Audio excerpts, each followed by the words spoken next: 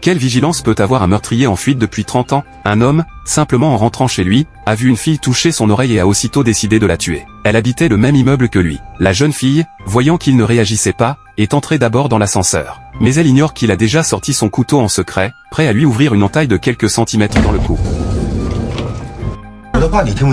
À ce moment crucial où la vie et la mort se heurtaient, le père de la fille est arrivé subitement. Il lui a dit quelques mots d'avertissement, mais en douceur, il lui a enlevé le casque d'écoute et tendu une paire de boucles d'oreilles.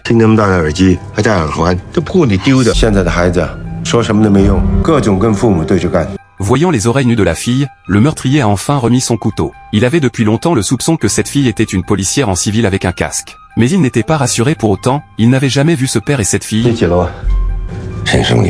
Des inconnus totalement étrangers. L'homme a appuyé sur le bouton du rez-de-chaussée. Il ne voulait pas révéler où il habitait, mais il tenait à voir de ses propres yeux ce faux père et cette fausse fille retourner chez eux. Heureusement, le vieux policier, expérimenté, a senti le regard qui le suivait dans le dos. Il a vu la jeune policière prendre un colis pour couvrir leur jeu, puis il a la serrure en un clin d'œil avec un outil spécial. C'est alors seulement que le meurtrier a enfin perdu tout soupçon.